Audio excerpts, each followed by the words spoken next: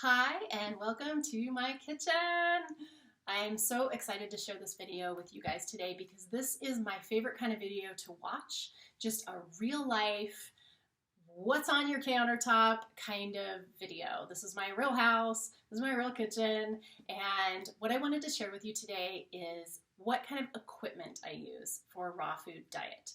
So I've been doing raw now for about 10 years. I feel like I have it down, and I'm really happy to share with you guys what I do and how to do that. When I was first raw, I was just like clamoring, combing the internet for what does a raw vegan have in their fridge? What does their cupboard look like? What kind of equipment do they use? So I'm really happy to kind of pass that on and share now the knowledge that I have after doing it for so long. So I have a really small kitchen. This is about it right here. You thought it was going to be big, it's not. It is just a little U-shaped kitchen, and I want to go through and show you all the equipment that I use now, and I'll just tell you whatever I can think of while I'm talking about it that might be helpful. If you have any questions, for sure write them down in the comments. I'm happy to address anything. So you obviously know what a fridge is for. I love this fridge. This is a side-by-side, and that's why I love it. I had, for the past year or so, one where the fridge was on the bottom, the freezer was on the top, and I hated that because I'm always in the fridge, and it was like backbreaking. I couldn't see what was in there. So if you have a choice, do the side-by-side. At least that's what I love because I have so much. As a raw vegan, you're going to have so much produce, and just you need the room and the space and the ability to be able to see that. So the other thing I wanted to show you, I'll do a video and show you what's in my fridge at some point too, if you'd like to see that. But the thing I wanted to show you on here is my food list. I do food so simply. If you get my book that's coming out this month, I Heart Raw, it goes through all of this in great detail, but basically I eat so simply. I have a basic structure, and then I rotate out ingredients with the seasons, with my preferences, just what's available in the store, just so I get a variety of nutrients and stay super healthy and get variety in my diet. What I do is in the morning, I do probiotic. That is typically, I will take a couple of swigs of Inner Eco, which is a drink, with a probiotic drink, or I'll do a couple of swigs of a water kefir. Generally, that's what I'm doing now. Sometimes I'll do water with lemon, apple cider vinegar, something like that to kind of get things going, and we want to get that prebiotic element really healthy.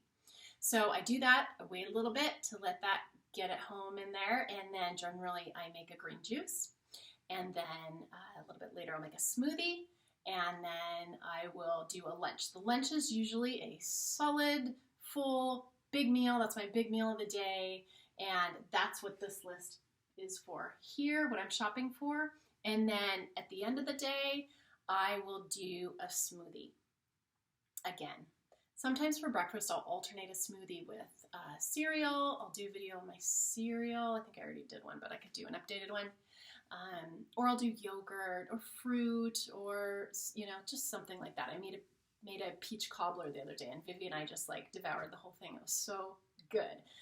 And all of it's healthy for you as long as you watch your sugar intake, which can be, I think, a real pothole for raw vegans. Sometimes you can just eat way too much sugar, and that is just bad on your system all the way around. But if you watch that, you can really kind of eat anything, anytime, and it's so simple. So if you notice with my food system, generally I'm making one meal a day besides the juice and the smoothie.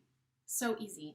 And generally what I'll do is I'll juice, and I'll do 2 days worth. It's not as good as doing it every day. It will oxidize. A lot of the nutrients will be downgraded for the second day. But for me, convenience now is kind of trumping just optimal stuff. I'm doing it as optimal as I can, but I'm also looking at convenience because I have a 2-year-old running around the house that I love so much, and I want to spend so much time with her, and I don't want to spend all my time juicing and making smoothies. But that's generally what I do. I feel really good in the morning, the best, if I have had a smoothie for dinner that I had before 7 p.m. So then my body gets too fast all night long. It gets to detox. There's nothing big and heavy for it to try to digest all night. So I actually get to refresh and rejuvenate and rebuild, and I wake up feeling fantastic if the baby lets me sleep all night. So that is my food plan. Sometimes I'll make a dessert and we'll have that. Generally what I'll do is I'll plan just several meals for that big lunch and eat them twice during the week. So it's not a lot of food prep really. And none of the recipes I pick are extra gourmet. I'm not a chef.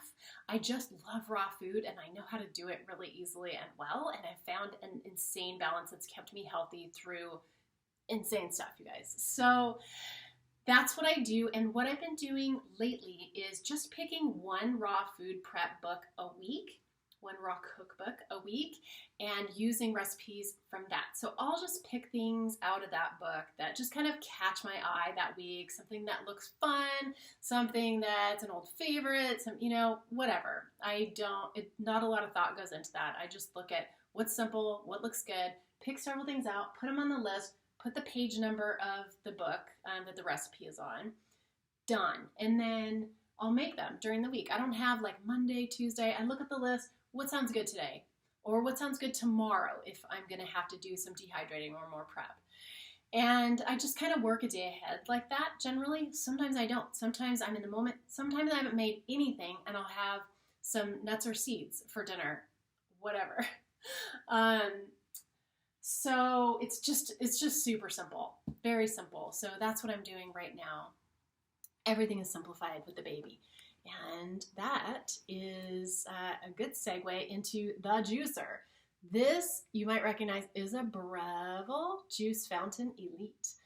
I used this juicer. I've gone through several different juicers. This one I kind of landed on that I really liked years ago. And then I switched to the Omega. I loved the Omega, but it did require a little bit more prep. The Breville is a centrifugal juicer, meaning it has a basket that rotates at a really fast speed, has little teeth that chews up the material. Oh, that's a terrible name. The vegetable friends that we give thanks for before we grind them up. And then it separates the juice from the pulp. The juice comes out of the wire in the basket. The pulp comes out the back and sits in this little kind of trash canny thing here. Juice comes out here. So I liked the Omega. It is an auger juicer. But like I said, it did require a little bit more prep. So when I had Vivi, I realized after some time of struggling that I was going to have to kind of downgrade a little bit or just not put as much time and effort into what I was doing. Before I wasn't even noticing it. I was single or had a boyfriend and was mostly just making food for myself. And now that I have Vivi, and when I was also making food for Kyle, it just, it's just a lot more time and energy. So I went back to using this juicer, the Juice Fountain Elite. It's super easy. There's very little prep. It takes 2 minutes to clean either of those juicers. So if you're one of those people that's like, I didn't want to get it out because I don't want to clean it, literally take my challenge, which is put your timer on your phone, clean it as fast as you can, and you'll see it takes 2 minutes or less to clean either of those juicers. And I've had a couple of other juicers in the past also. I had a Black & Decker that was fine. It was kind of a plastic model of this one for $50. And so you can kind of, go with what suits your price range on a juicer, but also know, you get what you pay for. And I will say that the Omega did much better with leafy greens. This one does not do fabulously with that. Mostly they get kicked out the back, but it does okay. And for the convenience factor, I can just stick a whole cucumber in there. You could stick an apple in there if you used apples. I don't. I'll do a juicing video later. That's the juicer. It's pretty loud. It scares the 2-year-old a little bit, but she's used to it now. All right, the next thing we have is the Dehydrator. This is an Excalibur. Excalibur is an excellent brand. I always suggest to people, get the 9 tray. There are smaller models, but you don't want them. Even if you're one person, you're like, how? I'm never going to use that. You will, because what happens is when you're making something with a little bit of height, I make bread quite often, you have to take out alternating trays, and then you're left with half of your trays. And I have this thing running almost 24/7. I almost always at least have nuts and seeds that I've soaked and or sprouted and I'm dehydrating for storage. So yeah, get the big one on that. That's a good one. I love my dehydrator.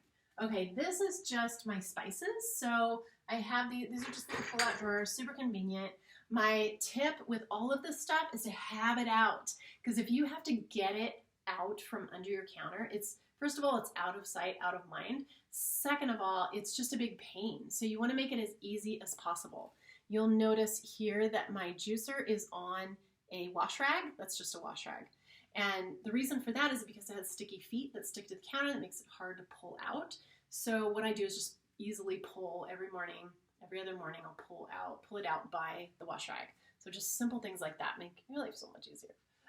All right, so I've got my spices. I've got, I just have fruit here. This is the book I'm using currently. It's called Raw Food, 100 Recipes to Get the Glow. It's Matthew Kinney and Sarma Malingalis, not sure. Matthew Kinney, I love his restaurant. He's a really interesting guy, awesome book. So that's what I'm using this week. Above, you will see the microwave, which I would never use in a million years, but it's great. Vitamin storage. I also use it to store knives. I have my nut milk bag in here. This is another little piece of equipment I use. This is my, oh my gosh, I'm blanking on the name of the blade. Well, it's that thing. It makes little slices of things. I'll think of it in a minute. Up here, I wanted to show you one more thing. I use this, which is a spiralizer. And this, if you aren't familiar with this, it has a blade here. It has a little spiky guy right here, and you can put squash and put cucumbers, zucchini, whatever you want, and it will make noodles. The noodles will come out of here. This is super cheap, and I use it quite a bit, and yeah, it's just a good little thing to have. Not a must-have, but I like it. The next thing I want to show you is my oven. So I don't use an oven. What do I need an oven for? What do I need it for? Storage. So I have a container that has unsoaked nuts and seeds straight from the store, so that I know I always have a supply, and I'll get those out and soak and sprout pretty regularly. And then I also use it for just storing glassware. The stove I do use sometimes. Vivi is not 100% raw vegan, so sometimes I will make her something on the stove. And what I have over the burners, just because I need the storage space, I never use this side, sometimes I'll lift this up. It's just a bamboo cover for the burners. And what I do is I lift it and I put it over the sink, and it's more counter space for me to use while I'm preparing food, which is nice. It also fits right over the drawer if I want to use it there. Next, I have my Cuisinart. This is a 14-cup food processor. I know these aren't great pictures, but it's a food processor, believe me. Also here, get the big one. I'm constantly happy, even when I'm just making food for me, that it's that big. Otherwise, you've got to make 2 or 3 batches of something to make a full recipe, and that is so annoying, you guys. I've done that. So get the big one on that one. This one, you can get a cheap version. You can get a cheaper food processor. My friend Ron Russell, who owns and runs Sun Cafe in LA, says that the cheap food processors work just as well as the $300 ones they have in their restaurant kitchen. So that's something you can maybe not invest so much money on. This is my true love, my soulmate, the VitaPrep. It's a Vitamix blender. I really love it. I use it all the time, from everything from smoothies, sauces, dressings, desserts, soups, everything. I use it all the time. It is a must. For me, this is the first piece of equipment I would get. I always go between, should I tell people juicer or blender? But at this point, I'm I'm going with blender just because it's so versatile. You can make smoothies, so you're getting all that whole food nutrition. And a lot of people also don't know there are some foods that you need to cook to release the nutrition in them, or the vital nutrients that are in there are not available unless you cook them. But if you have a high-speed blender, the reason cooking makes those nutrients bioavailable to you is because it breaks the cell wall. And if you blend it in a high-speed blender, it does the same thing. So for instance, if you want the lycopene in tomatoes, you don't have to cook them. A lot of people do not know that. You don't have to cook them, you can just blend them. So I make tomato soups, sauces, pasta sauce, you know, it's just really so vital for my kitchen. So that's the one that I would kind of recommend getting first if you wanted to do that. I actually have 2 Vitamixes right here. Generally, I have 2 of everything here, only because at one point I had 2 places. So I had a little tiny apartment where I stayed, and I had food stuff there also. And so now I've combined everything into one, and the 2 that I've kept out together are the Vitamixes, partly because the canisters are different sizes. One you can see is fairly tall and thin, and one is a little bit plumper and has more surface area on the bottom. So I'll use these for different things. First of all, it's handy to have 2, period, because in recipes sometimes you'll need to do 2 different processes, to do 2 different things, and it's just handy to be able to do them right away instead of washing and rinsing and drying and then doing it. So that's very handy. Also, the difference in surface area on the blending surface is really handy to have the 2 different choices. For instance, if I do nut milk in the big one, it'll heat it up and get it too hot really quickly. So I'll do my nut milk in this one. But if it's something that would be more easily blended with the larger surface area on this one, that is really important sometimes. So I find that really helpful. You can just get the canisters. You don't have to have both bases. I just happen to have them. So I use them constantly. The other thing I have over here is I actually have a fleet of cutting boards. Those are only a few of them right there. And obviously you'll use cutting boards all the time. I will only use wooden cutting boards. They're self-healing, they're self-sanitizing. All you have to do is wash them with soap and water. I'm obviously not doing any meat at all in this kitchen, so I'm not too worried about it, although veggies can also carry foodborne illnesses. So I will, obviously rinse those. Sometimes I'll use a veggie rinse, kind of depending.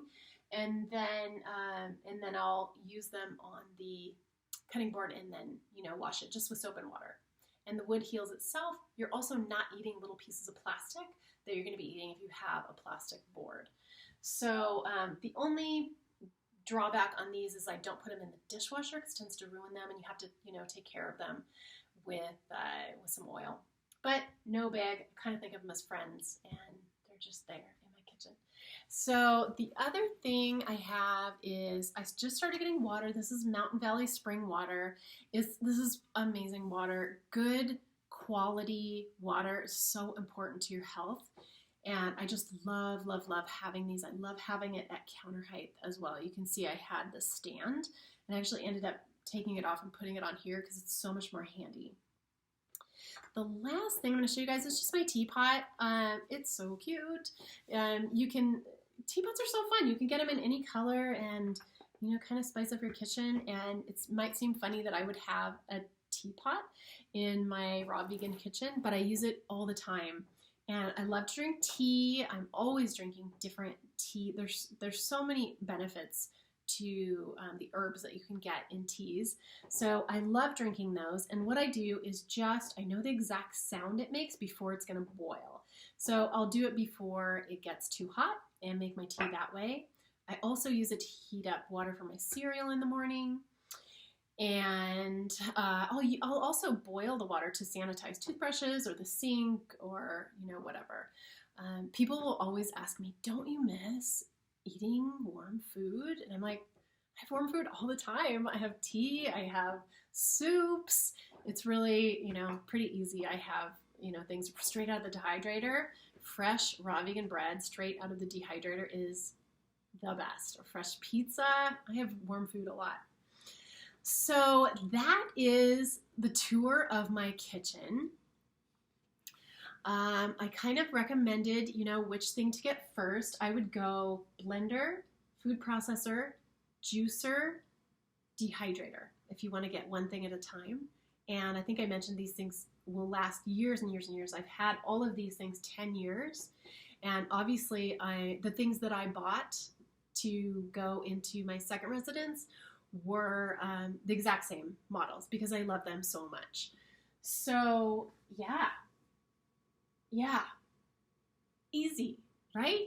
I always tell people, everybody's kitchen comes standard with, I've heard other people say this too, I don't want to take total credit, but kitchens come standard with the stove, the oven, you get a toaster, you get a coffee machine, and those things are just going to be different standard things in the raw vegan kitchen.